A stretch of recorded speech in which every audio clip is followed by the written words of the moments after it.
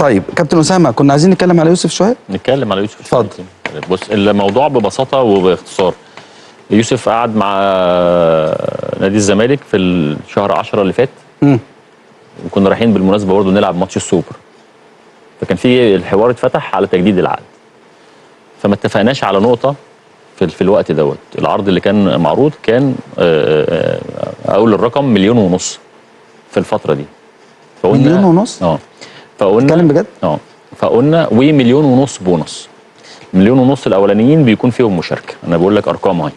يعني انت عارف ال1.5 مليون ده مش هيصفي على حاجه. يعني بالكلام اللي انت بتقوله مليون، يعني الناس تقول لك العقد 10 مليون. 10 مليون يصفصف على الناس دلوقتي كلها بتجتهد دلوقتي. 1.5 مليون يعني هيخش له في 700,000 800,000 هيدفع في ضرايب وفي. امال هو بياخد كام دلوقتي؟ هو يوسف بياخد كام؟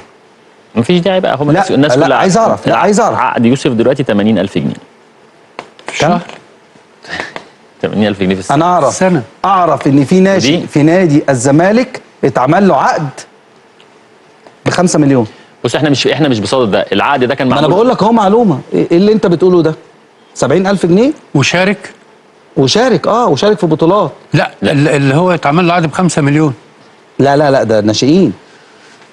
لا لم يشارك. دي حاجه جديده يا مهيب. ما صعدش لسه للدرجه الاولى. ده جديده، دي ممكن تكون حاجه عندك معلومه جديده، لكن اللي احنا بنتكلم فيه، انا بكلمك بس عشان الناس كلها عماله يعني تجتهد في موضوع يوسف دوت. وان يوسف قعد مع مسؤولي نادي الزمالك وطلب 10 مليون جنيه. الحقيقه مفيش حاجه من دي حصلت خالص. اللي حصل ان في شهر 10 الموسم اللي فات واحنا رايحين نلعب السوبر، ده العرض اللي اتعرض، واتعرض جنب منه حاجه اسمها 1.5 مليون بونص يا كابتن. يعني ايه 1.5 مليون بونص؟ يعني تلعب 50% تاخد مبلغ، تلعب 75% تاخد مبلغ، تجيب اجوان تاخد مبلغ، تحقق بطوله تاخد مبلغ. ده من 1.5 مليون التانيين كلها بونص. اللقطه يعني حتى ال3 مليون كلهم مشروطين. اللقطه الثانيه قلنا لهم احنا كده عقدنا ساري وعندنا عقد سنه، واخر السنه نشوف تقييمنا ممكن يكون وصل لحد فين، وبناء على التقييم ده هنتكلم في لو في فرصه ان احنا نتكلم في العقد. فسكتنا من شهر 10. موجودين امير مرتضى موجود، هو اللي اتكلم مع يوسف. انا ما كنتش بحضر الحاجات دي. كنت بسيب اللاعب هو منع عن الاحراج يقعد يتكلم ويقول اللي هو عايزه ويقول اللي في نفسه. اشتغل يوسف الفترة الأولانية بعد شهر 10 بدايات الموسم لحد 1/1/2023 كان الزمالك ماشي بشكل كويس جدا في الدوري. يوسف حط 4-5 تجوان. أمير الحقيقة مشكور، وأنا كنت مدرب الفرقة في الفترة دي، كلمني قال لي طيب عشان هو منور ما تيجي نجدد له